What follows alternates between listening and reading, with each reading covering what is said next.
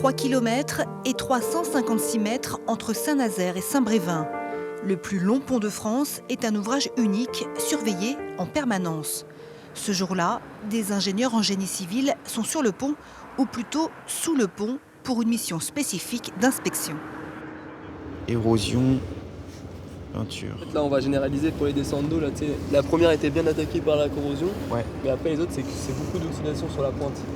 Au niveau de la pointe. Ouais. On vérifie l'état du caisson extérieur, on vérifie la peinture si elle ne s'écaille pas. On vérifie également, vu que c'est une structure en métallique, on vérifie l'oxydation. Donc on est quand même dans un milieu qui est agressif, avec l'eau salée.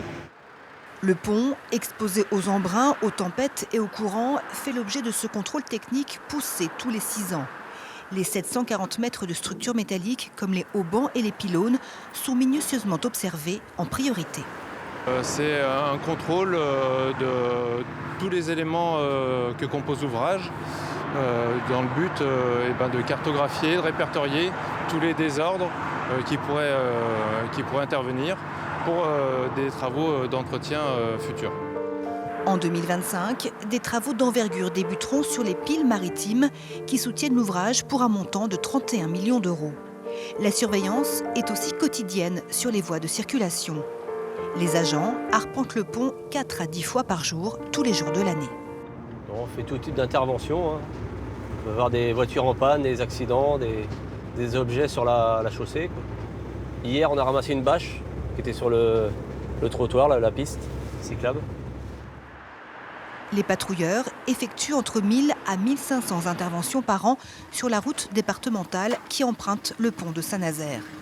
Des agents en contact permanent avec le PC Route, situé à Nantes, à 60 km de là.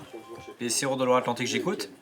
Ce PC gère les bascules des voies de circulation et les images des 29 caméras postées sur le pont.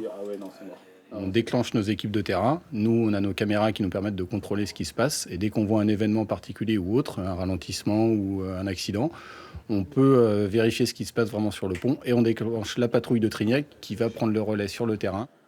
Oui, on fait ça en lien avec le PC Route, oui. Comme ça, eux, ils ont les yeux. Nous, on est sur le terrain, on partage des informations pour être OK lorsqu'on débalise et qu'on ouvre la circulation. Près de 34 000 véhicules empruntent le pont de Saint-Nazaire chaque jour, 10 000 de plus en période estivale.